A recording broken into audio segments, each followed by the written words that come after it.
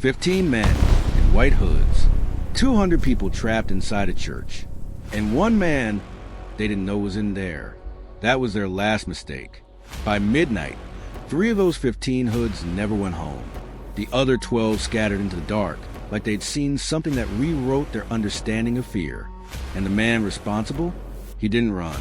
He didn't call for help. He walked out the front door, straightened his jacket, and disappeared into Harlem like nothing happened. But here's what nobody talks about. One of those 15 men in hoods knew Bumpy personally, not from the streets, not from a prison yard, not from a deal gone wrong, from his own blood. That detail never made papers, never showed up in any police report, never got mentioned in any documentary about Harlem's most dangerous man, because the people who knew it didn't survive to tell it. If you scroll past this video right now, you will never hear the full story of what happened inside that church. You will never know who tipped Bumpy off. You will never know what he found out in those final minutes that changed everything he thought he knew about loyalty. This isn't a legend. This isn't street mythology dressed up for views. This is Harlem, 1958, documented. Real. Comment hooded right now if this is already making your skin crawl. Subscribe now and tell me, where are you watching from? Because people all over the world are finding out tonight that the most dangerous thing in that church wasn't the KKK. It was what Bumpy already knew. Like this video and stay right there. Saturday, October 1958. But to understand what happened that night at Mount Olivet Baptist Church, you need to go back further, much further, because this did not start in 1958. It started the moment Harlem became something white supremacy could not tolerate. Here's the thing most people do not know about the KKK in New York. Most people think of the Klan as a Southern organization, burning crosses in Alabama, terrorizing small towns in Mississippi. That image is incomplete, deliberately incomplete. At their peak in the 1920s, the KKK had over 20,000 members in New York City alone. 20,000, not in Georgia, not in Tennessee. In New York, they held rallies in Madison Square Garden. They had politicians on their payroll. They had police officers as members, judges, businessmen, men who shook hands in the daylight and wore hoods at night. And Harlem was a target that never left their list. By 1930, the Great Depression had hit Harlem harder than almost anywhere else in the country. Unemployment ran at 40%. Families evicted onto the street in winter. Men who had fought in the First World War standing in bread lines. Children going to school hungry. The neighborhood was bleeding economically. And into that bleeding neighborhood, the Klan saw opportunity. This is the loop you need to hold on to, because everything that happened on that Saturday night in 1958 connects directly back to this moment. A weakened community, an organized hate group with resources and reach, and one neighborhood that refused to collapse. The question is not why the Klan targeted Harlem. The question is why it took them this long to try again. By 1958, Harlem had rebuilt itself, not perfectly, not without scars, but it had rebuilt. Churches were the center of that rebuilding, not just spiritually, practically. Community meetings happened in churches. Voter registration drives happened in churches. Organizing happened in churches. Mount Olivet Baptist Church on 120th Street was one of those buildings. Capacity 300. Founded 1887. 71 years of service to that neighborhood. Walls that had heard prayers during 2 world wars. A building that meant something to the people inside it. That is exactly why it was chosen. Now here is what most people watching this do not know about how the Klan operated in the North by the late 1950s. They did not announce themselves. They did not march. They did not leave calling cards. They moved quietly, organized through private networks, used legitimate business fronts to communicate, recruited through social clubs and fraternal organizations. The 15 men who surrounded Mount Olivet Baptist Church that Saturday night were not strangers to each other. They had been planning this for 6 weeks. 6 weeks of surveillance. They knew the meeting schedule. They knew the capacity. They knew the exits, which means someone had been watching that church for 6 weeks. Someone who could move through Harlem without drawing attention. Someone who knew the neighborhood well enough to observe without being observed. Let that sit for a moment, because Bumpy Johnson's intelligence network had been running in Harlem since the early 1940s.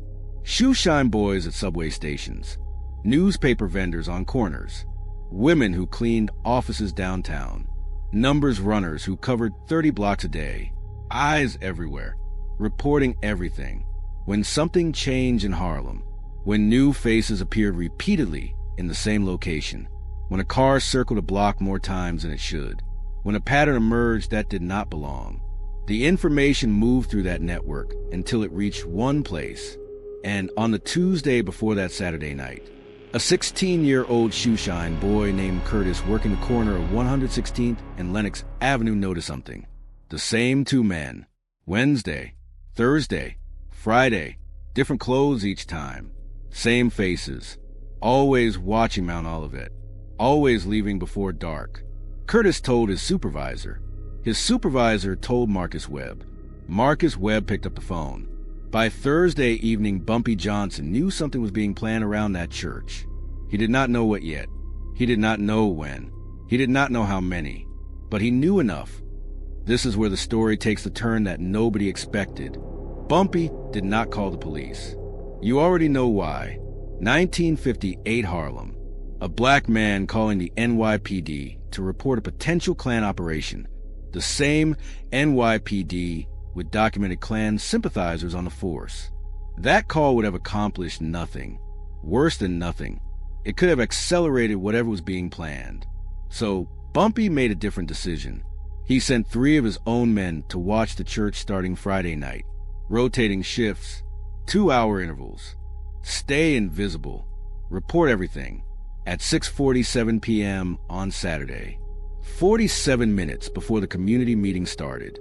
One of those 3 men called in. 7 vehicles, parked on 4 different streets within 2 blocks of the church. Men sitting inside them, not moving, waiting. Bumpy was at his usual table at Wells Restaurant on 132nd Street when that call came in.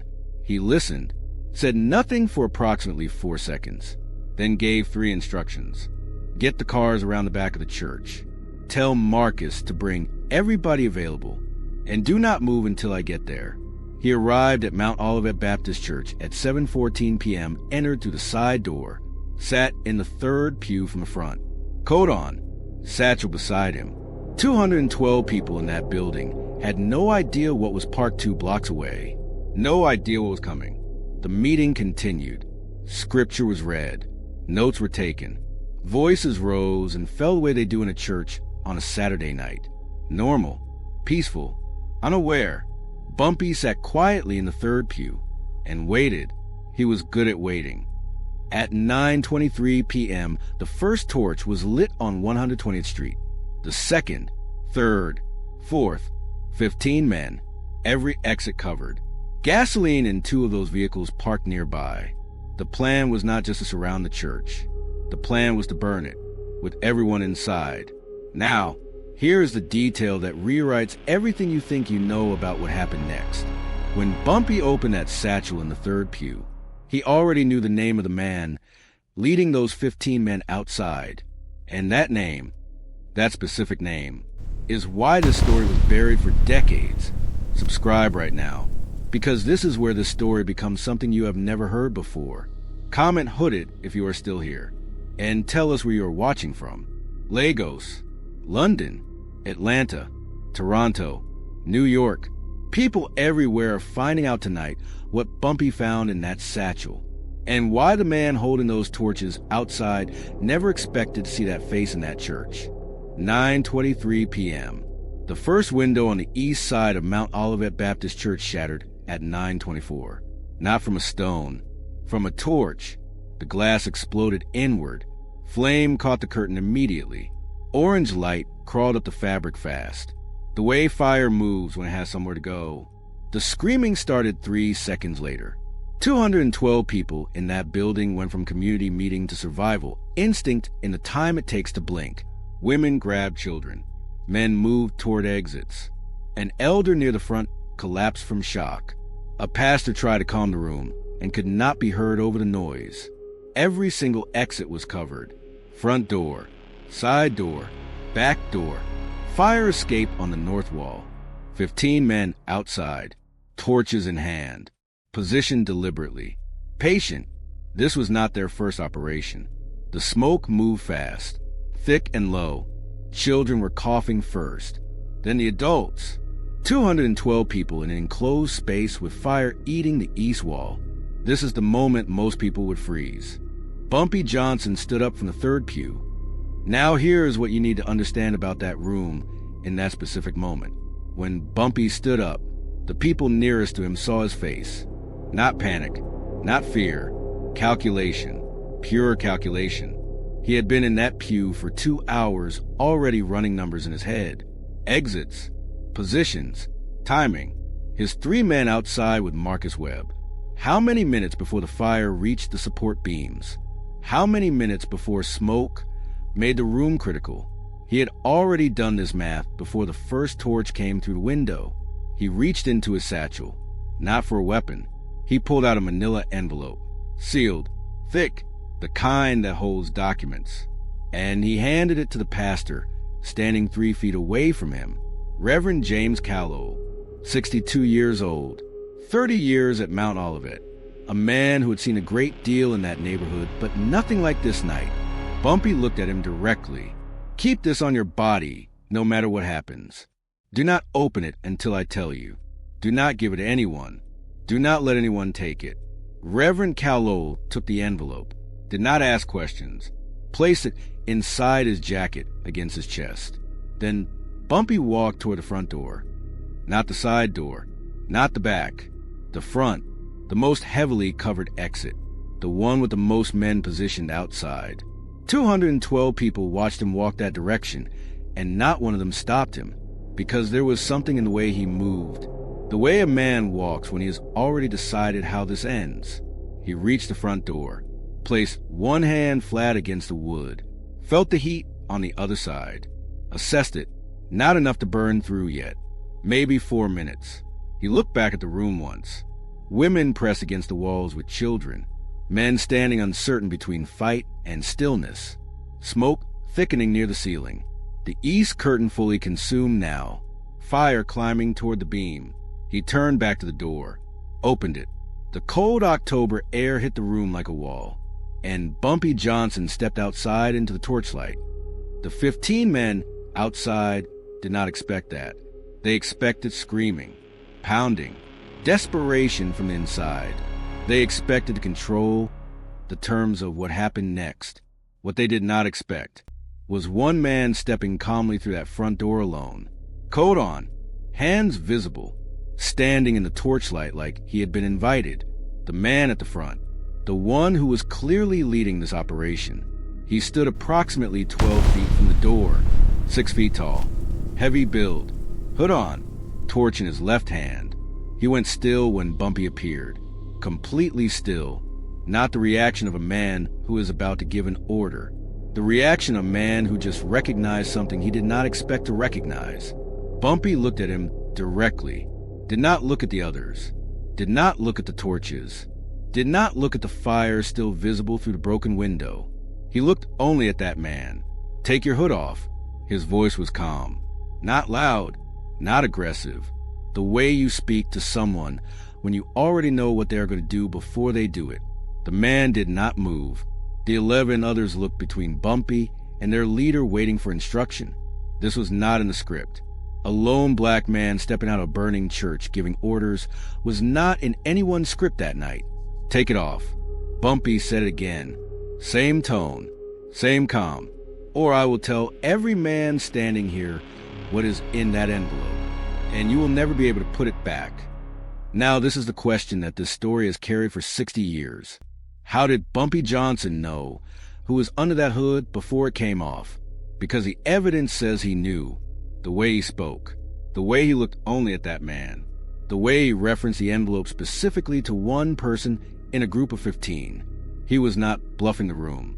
He was speaking to one man, and that man knew it. The 11 others started moving, closing the space, torches raised. Bumpy did not break eye contact with the leader. Then Marcus Webb stepped out from the alley on the north side. 7 men with him, armed, positioned from the south side. Willie Lee, 6 more, from across the street. 3 additional men materializing from doorways and shadows. 16 men in total, appearing from every direction within the span of 30 seconds. The 15 Klansmen stopped moving. The math had changed completely. They had arrived expecting a church full of terrified civilians. They were now surrounded by Bumpy Johnson's entire available operation. The leader still had not removed his hood. Bumpy took 3 steps toward him. 12 feet became 9. 9 became 6. You have 2 choices right now. You take it off yourself, or Marcus takes it off for you. And the difference between those 2 things is everything. The man looked at his 11. They were not going to fight 16 armed men for him. That calculation was visible on every one of them. He reached up, pulled the hood off. The torchlight lit his face. And here is where this story does something to you that you are not prepared for. Bumpy Johnson looked at that face, studied it for approximately 4 seconds, for full seconds of silence. Then he said something quietly, too quiet for anyone else to hear, just for that man. We will never know exactly what those words were. The only people present who could hear them were Bumpy and the man whose hood had just come off. What we know is what happened immediately after. Bumpy turned around, walked back to the front door of the church, went directly to Reverend Callow, took the envelope back, opened it himself, pulled out the documents inside, looked at them for a moment, then placed them back in the envelope and put it back in the satchel. He looked at the Reverend. Get the fire out. Get your people calm. Nobody leaves this building for the next 30 minutes. Reverend Callow stared at him. Mr. Johnson. Who was that man? Bumpy looked at him for a long moment. Someone who made a very serious mistake tonight. Then he walked back outside. Outside, Marcus Webb had disarmed 3 of the 15 men. The rest had dropped their torches voluntarily. Fire on the street. 7 vehicles that needed to disappear before the police arrived, because the police were coming. Neighbors had been watching from windows since the first torch lit. Calls had been made. Response time in that part of Harlem ran approximately 6 minutes. 3 minutes had already passed. Bumpy walked to where Marcus had the hooded leader standing separate from the others. And this is what the witnesses present remember most clearly about this moment. Bumpy reached into the satchel one more time, pulled out a single photograph, held it up in the torchlight, so the man could see it. The man's reaction, according to 3 separate witnesses present that night, was not anger, was not defiance. It was collapse. The specific collapse of a man whose entire constructed world has just fallen to the floor beneath him. The photograph existed. The documents existed. Bumpy had not been bluffing. He had known exactly who was under that hood before the night started. The question now is how, and why the answer to that question destroyed something in Bumpy Johnson that never fully recovered. Because the person who gave Bumpy that photograph, the person who had been feeding his intelligence network information about this operation for 6 weeks, was someone that man under the hood trusted completely. And that is the detail that changes everything about this story. Subscribe right now. Hit the notification bell, because the next chapter reveals exactly who gave Bumpy that photograph. And when you find out the relationship between those 2 people, you'll understand why this story stayed buried for 60 years. Comment exposed right now. Tell us where you are watching from. Tell us if you have ever heard of Harlem Crow, because most people have not.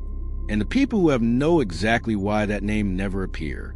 Here is something most people never think about. When a building burns, the fire takes everything visible. The curtains, the wood, the glass, but the walls that survive. The walls that are still standing after the fire goes out. Those walls are never the same. They look the same from the outside, but inside material, inside the structure, something has been permanently changed by the heat. That is what October 1958 did to Bumpy Johnson. Not broke him, not weakened him, changed the material. And the people of Harlem felt it. Even the ones who never knew what happened on 120th Street. Even the ones who never heard the name William Johnson. Even the ones who only knew that Bumpy was still there, still at his table, still running the neighborhood, they felt something different in him after that October. Something that had been hardened by a fire most of them never saw. Now here's the thing about Bumpy Johnson that history keeps trying to flatten into one shape: the gangster, the enforcer, the man Dutch Schultz could not kill, the man who walked off a 4-story building and came back in 2 hours. All of that is real, every word of it, but it is not the whole shape. The whole shape includes a man sitting alone at a table in Wells Restaurant in 1959, with a photograph he cannot throw away, and a question he cannot answer. What does it cost a man to survive in a country that was not built for him? Not just Bumpy. William answered that question too, just differently. One chose Harlem. One chose to disappear into the other side of a line that should never have existed. Both of them paid everything. 212 people walked out of Mount Olivet Baptist Church that October night, walked home to their families, sat down to late dinners, put their children to bed. Not one of them knew how close it had come. Not one of them knew about the torches, the gasoline in those vehicles, the 6 weeks of surveillance. Not one of them knew that the reason they were alive to do those ordinary things was a man sitting in the third pew who had been carrying a photograph for 11 days and had not yet decided what to do with it. They did not know, but Harlem always knows. Not the details, not the names, not the specifics, but the feeling of a neighborhood that has been protected by someone who asked nothing in return, who made decisions in the dark that kept the light on for everyone else. Harlem knew that feeling because it had been living inside it for decades. Here is the final fact the story leaves you with. The federal case that Williams' envelope triggered ran for 3 years. 1959 to 1962. 49 people indicted, 31 convicted, 11 officers removed from the force. The network that had been operating inside New York law enforcement, feeding information to organized hate groups, protecting operations like the one planned for 120th Street, dismantled completely because one man sent his brother a photograph, and his brother walked into a church and sat in the third pew. No official record connects Bumpy Johnson to any of it. His name does not appear once in 3 years of federal documentation. That was the agreement. And Bumpy kept it the way he kept everything. Completely, permanently, without ever asking for recognition. Marcus Webb lived until 1978. Spent his last years in a small apartment on 135th Street. A journalist found him in 1976, trying to piece together the Bumpy Johnson story. Sat with Marcus for 2 hours. At the end of the conversation, the journalist asked one question. What do you want people to know about him? The thing that never gets said. Marcus was quiet for almost a full minute. Then he said this. People want Bumpy to be simple, want him to be the tough guy, the gangster, the legend, because simple is easier to carry. But the real thing about Bumpy Johnson, the thing that made him who he was that he never once confused strength with cruelty, never confused power with punishment, never confused protection with ownership. He protected Harlem because he loved it, not because it owed him, not because it feared him, because he loved it. And the night on 120th Street, the night with the church and the photograph and the brother he had not seen in 19 years, that was not a gangster making a calculation. That was a man choosing love over everything else available to him, over anger, over justice, over the version of that night that would have made him look powerful. He chose the harder thing. He chose to let his brother live in a way that meant something. Marcus stopped, looked out his window at 135th Street. That is the thing nobody says about Bumpy Johnson. The journalist asked why. Marcus smiled. Because it does not fit the story people want. People want a legend. The legend is easier, but the truth is bigger than the legend. Always was. Ellsworth Raymond Johnson, born October 31st, 1905, Charleston, South Carolina. Died July 7th, 1968. Harlem, New York. He died at his table at Wells Restaurant. Mid-conversation. the way he had lived, present, in the neighborhood, among the people. He had spent 62 years on this earth, 30 of them protecting 1 square mile of New York City with everything he had. No monument on 120th Street, no plaque at Mount Olivet Baptist Church, no official record of what he did that October night. Just a neighborhood that survived. Just 212 people who went home. Just a federal case that dismantled a network nobody wanted to talk about. Just Harlem, still standing. If this story hit you the way it hits everyone who hears it for the first time, subscribe right now. Not because we are asking, because the next story is already waiting. Bumpy Johnson at Alcatraz, the warden who called him the most dangerous man on the island. Not because of what he did with his hands, because of what he did with his mind. That story makes this one look like the beginning. Comment blood twist right now. Tell us your verdict. Hero or haunted? Or both? Tell us where you are watching from. Lagos, Accra, London, Birmingham, Atlanta, Houston, Chicago, Toronto, New York, Kingston. Because people everywhere are finding out tonight that the most powerful stories in Black history are not the ones in any textbook. They're the ones passed in whispers, kept in photographs, carried in envelopes, and protected by people who asked nothing in return. Share this video with one person tonight. One person who needs to know this story exists. Hit the bell so the next chapter finds you. Because Bumpy Johnson's story does not end in 1958. It does not end in 1968. It does not end at all. Not as long as people keep watching, keep listening, keep refusing to let the truth stay buried. Harlem remembers,